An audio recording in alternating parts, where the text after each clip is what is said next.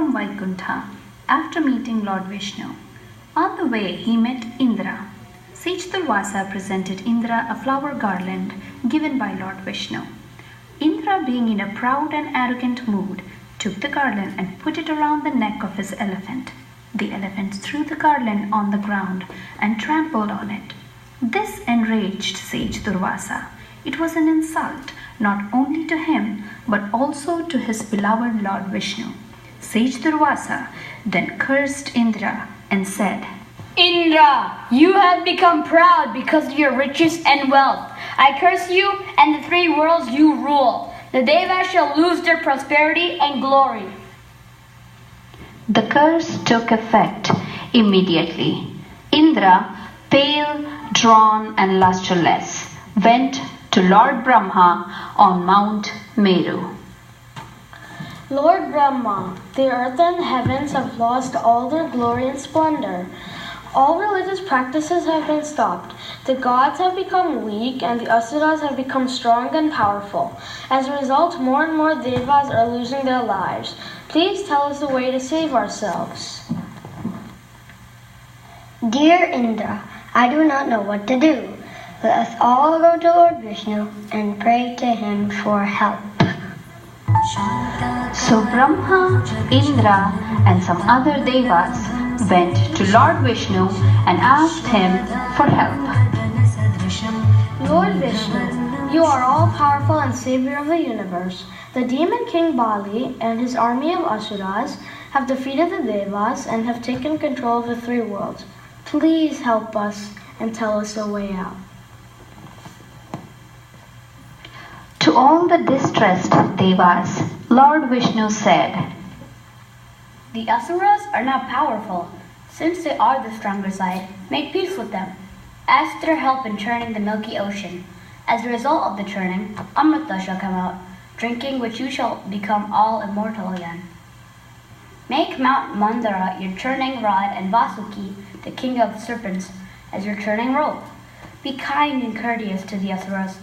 They will help you to churn the ocean.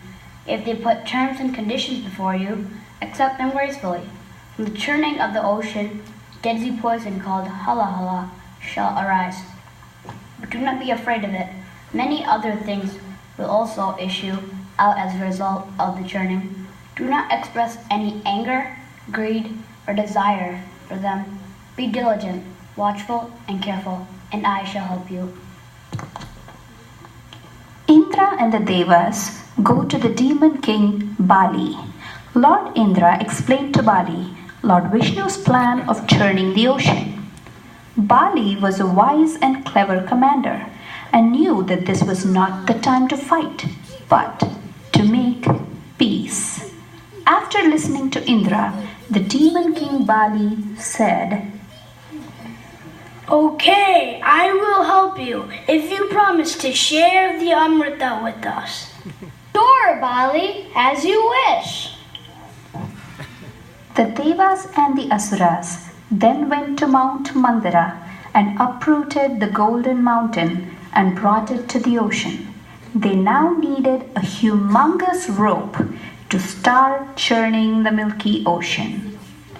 Vasuki the serpent agreed to be the rope provided he got a share of the Amrita. The devas happily agreed to this condition. At last the plans for churning began.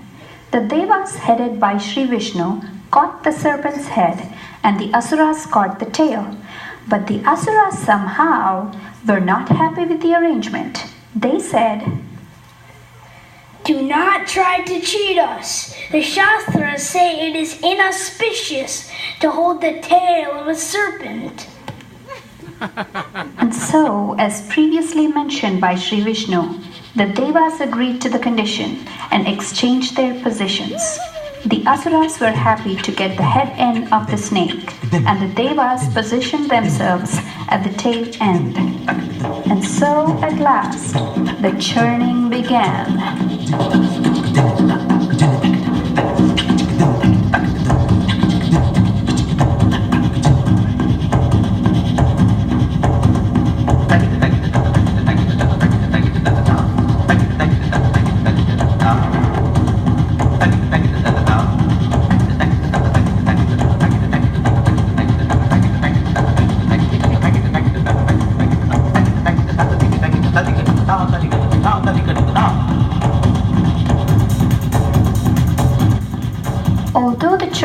descent started. The mountain proved to be too heavy for the joint strength of the Devas and the Asuras. It quickly started sinking to the bottom of the ocean. Now, the Devas and Asuras did not know what to do. At this time, Lord Vishnu assumed the form of a giant tortoise and sank to the bottom of the ocean. He lifted the mountain up on his back.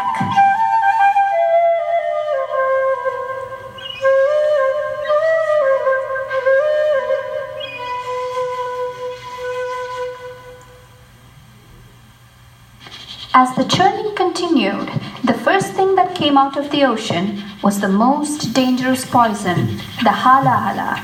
Its fumes rose into the air and spread on all sides. The animals of the sea, land, and the sky became choked by it, and they, in sheer terror, took refuge at the feet of Lord Shiva.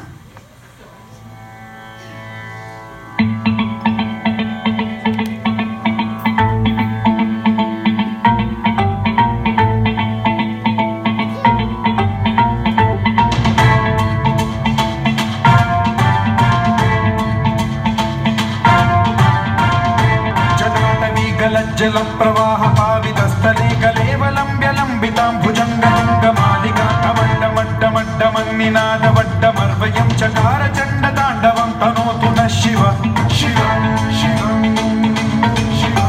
जटाकटाह सम्भ्रम भ्रम निलिम्ब निर्झरी विलोलवीचि वल्लरी विराजमान मूर्धनि धगद्धगद्धगज्ज्वलल्ललाट पट्टपावके किशोर चन्द्रशेखरे रति प्रशिक्षणम्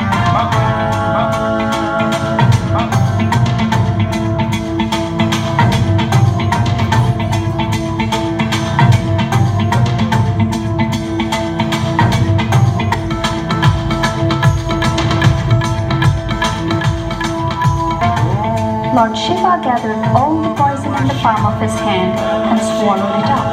But his consort, Mother Parvati, fearing for her lord, quickly caught his throat with her hands. The poison now could not go down his throat, and Lord Shiva would not spit it up. The poison got absorbed into his throat and gave it a blue color. That is why Lord Shiva is also known as Neelakantha.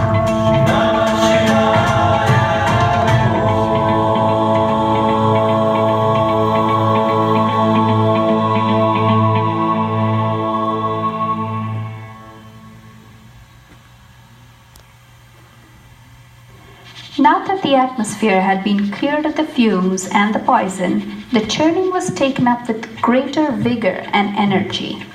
A sacred sacrificial vessel called Surabhi came out of the ocean, which was claimed by the rishis.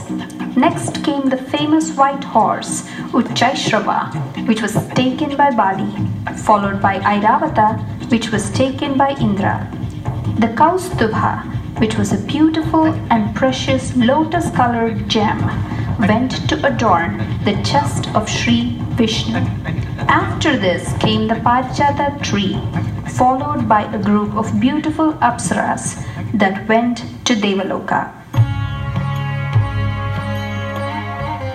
But what made both gods and demons catch their breath in awe and wonder was the emergence of goddess Lakshmi. Her splendor and brilliance filled the whole of earth.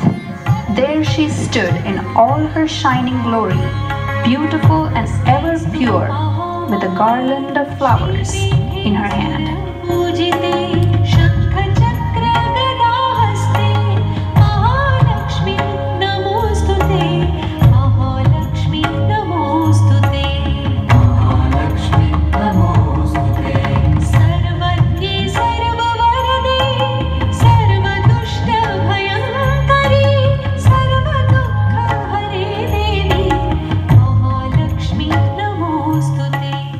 One of the Devas said, Mother Lakshmi, please come stay with us in the heavens. Okay, if I have to stay in the heavens, I would like to stay being the wife of Sri Vishnu. Then Mother Lakshmi went up to Sri Hari and placed the garland around his neck.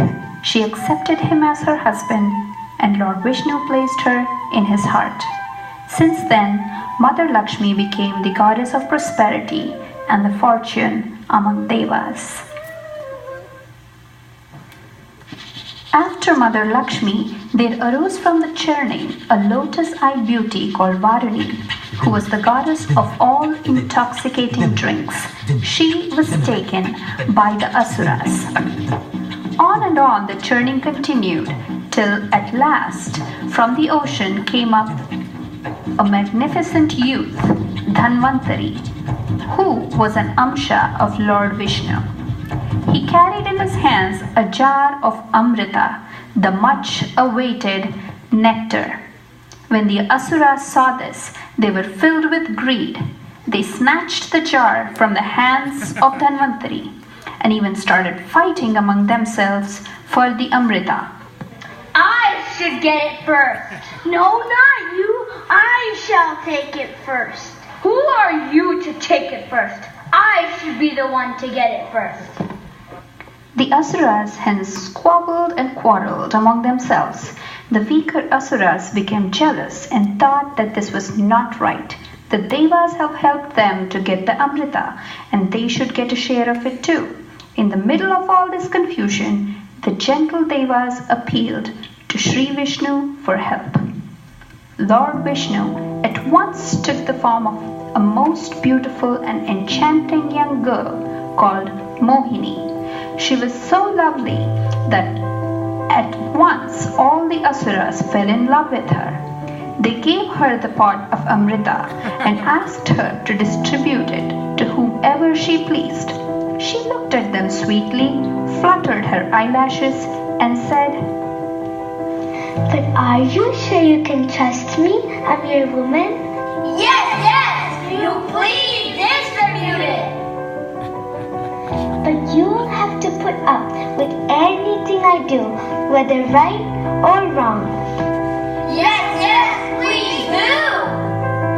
Okay, so first, all of you have to go and clean up yourselves before you can get the Amrita. Okay, sure.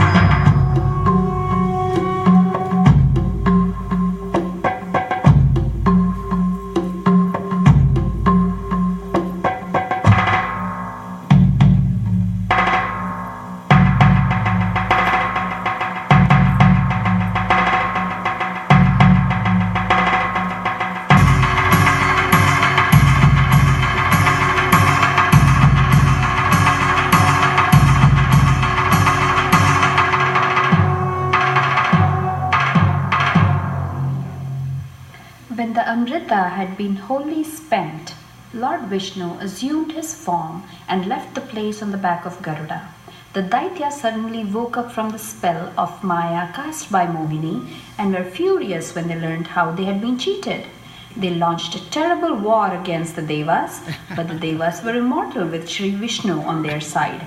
So how could they possibly lose?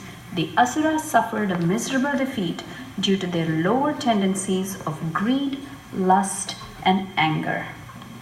This episode from the Puranas is not just a mythical story. There are hidden symbolisms and great spiritual lessons. Like many other Puranic stories, Kshira Sagar Manthan has a deep symbolism. Symbolically, it represents the spiritual endeavor of human beings to gain liberation through yogic practices such as concentration, withdrawal of the senses, self-control, detachment, austerities, and renunciation. The Milky Ocean symbolizes our mind. The Devas and the Asuras symbolize our thoughts. The Devas symbolize positive thoughts, and the Asuras symbolize negative thoughts. Both Devas and Asuras are working for the same goal, Amritam, which symbolizes happiness. Vasuki, the rope, represents our committed spirit to the goal of being happy. The hala hala represents all the negativity that surfaces in your consciousness when you begin spiritual practice. It represents pain and suffering, evil thoughts, negative feelings, and emotions such as anger, pride, doubt, delusion, or despair, which initiates experience at the beginning of their spiritual practice. When the mind is subjected to intense training and discipline during self-purification, it throws up a lot of demons and negativity, which act very much like poison and destabilize the internal world of the seeker. Churning represents our thoughts going back and forth. Spirituality or self-transformation is a churning process which requires the integration of both positive and negative aspects of the human personality. Thank you all for being here.